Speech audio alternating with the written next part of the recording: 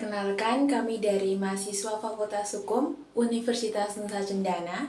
Di sini kami dari kelompok 3. Nah, kelompok kami ini akan membahas mengenai tipe-tipe negara. Nah, ada beberapa tipe-tipe negara yang akan kami bahas. Tipe negara yang pertama adalah tipe negara Timur Purba atau kuno. Yang kedua, tipe negara Yunani Purba atau kuno. Yang ketiga, tipe negara Romawi Purba atau kuno.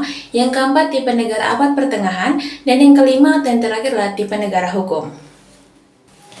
Tipe negara yang pertama yaitu tipe negara Timur Purba. Nah, tipe negara ini bersifat tirani, monarki, dan teokratis. Negara Timur Purba adalah negara di mana pemegang kekuasaan mutlaknya adalah seorang raja. Dan raja ini tidak menerima saran apapun dari rakyatnya. Sistem di negara ini yaitu tidak menerima masukan apapun dari rakyatnya, sehingga bisa dikatakan kekuasaan mutlak berada di tangan sang raja. Menurut penulis-penulis barat, tipe negara Timur Purba dibagi atas dua, yaitu tirani dan despoti. Nah, yang pertama tirani. Sistem pemerintahan yang kekuasaannya dibagi menjadi 3 unsur utama. Yang pertama raja sebagai pemegang kekuasaan, birokrasi sebagai pelaksanaan pemerintahan, dan golongan cendekiawan sebagai penasihat raja. Adapun ciri-cirinya. Ciri-ciri yang pertama yaitu kekuasaan raja bersifat sakral dan mutlak, namun dibatasi oleh norma-norma sosial dan agama. Yang kedua, birokrasi memiliki peran penting dalam menjalankan pemerintahan sehari-hari. Dan yang ketiga, golongan cendekiawan memberikan nasihat kepada raja dan berperan dalam pengembangan kebudayaan. Salah satu contohnya yaitu sistem pemerintahan di Tiongkok kuno pada masa dinasti Zhou. Untuk pembahasan selanjutnya, saya serahkan kepada teman saya. Kedua, ada desposi, sistem pemerintahan yang kekuasaan mutlak berada di tangan seorang penguasa tunggal, raja atau kaisar. Ciri-cirinya, yang pertama, kekuasaan penguasa tidak terbatas dan seringkali bersifat sewenang-wenang. Yang kedua, tidak ada pemisahan kekuasaan antara legislatif, eksekutif, dan yudikatif.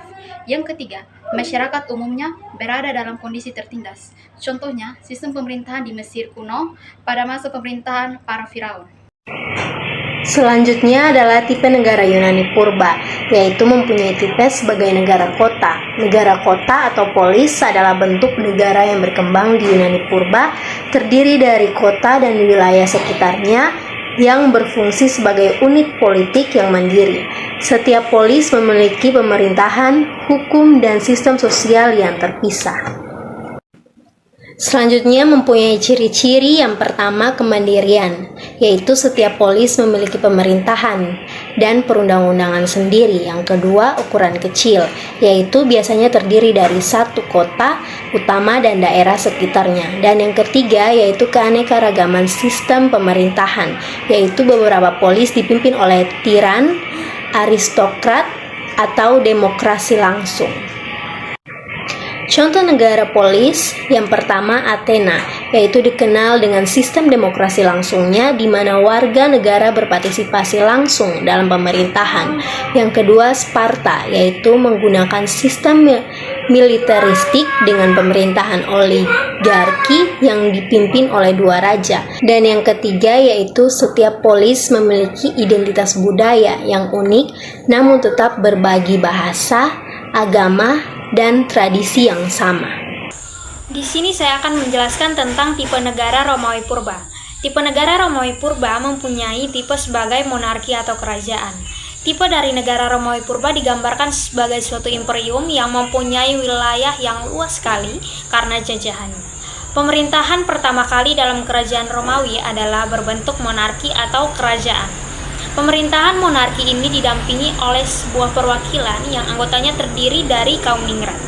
Di dalam sistem pemerintahan ini telah terlihat benih-benih demokrasi yang kemudian dapat dilaksanakan setelah raja yang terakhir diusir dari tahtanya.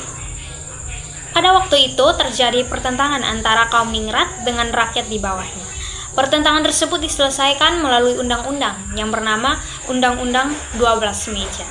Kemudian pemerintah dipegang oleh 2 konsul yang bersama dengan pemerintah dan undang-undang.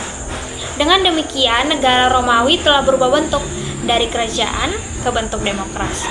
Adapun ciri-ciri negara Romawi kuno adalah yang pertama, Pemerintah di Romawi dipegang oleh kaisar yang menerima seluruh kekuasaan dari rakyat atau apa yang dinamakan kaisarismus. Hal ini bersifat mutlak.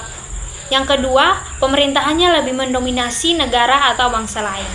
Yang ketiga, memiliki angkatan militer dalam jumlah yang besar untuk menegakkan kebijakannya ketika upaya halus gagal.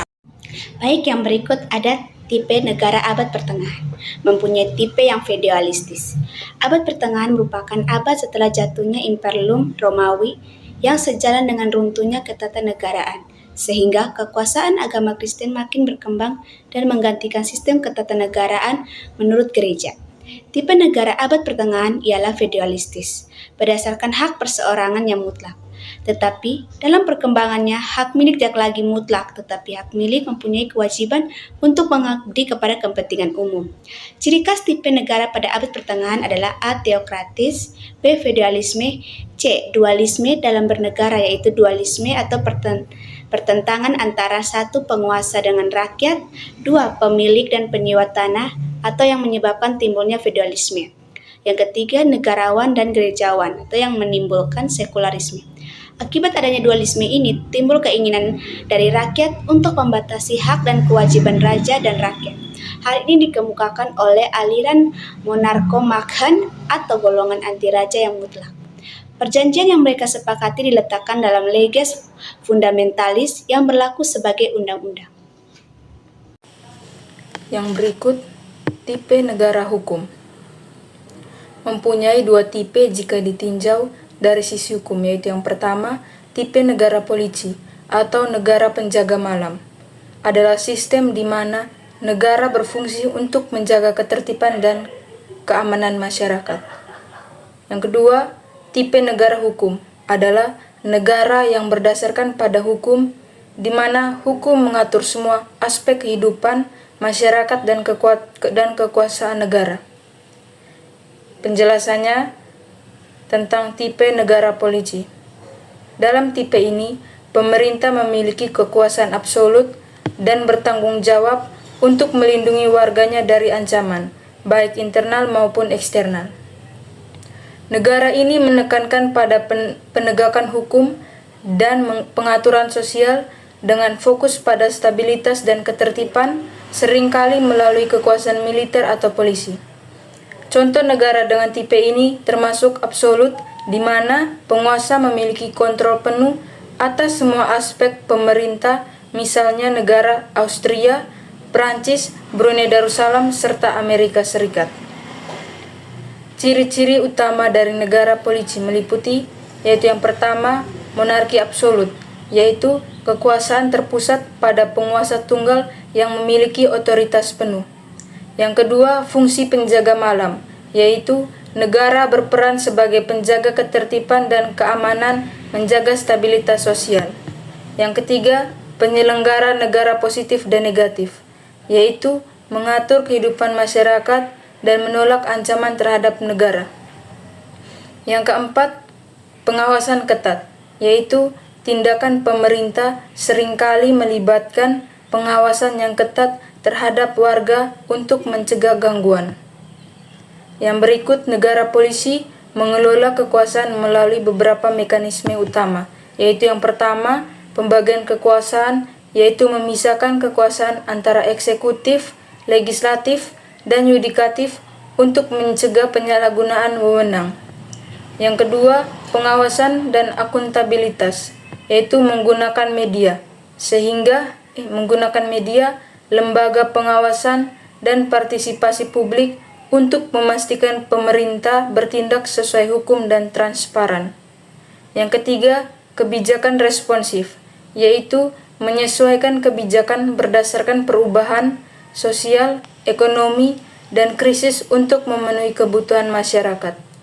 Yang keempat, konstitusi dan hukum, yaitu mengatur tindakan pemerintah melalui konstitusi yang menjamin hak asasi dan menetapkan batasan kekuasaan. Yang kedua, tipe negara hukum atau Restat. Istilah negara hukum merupakan terjemahan dari Restat. Istilah Restat mulai populer di Eropa sejak abad ke-19.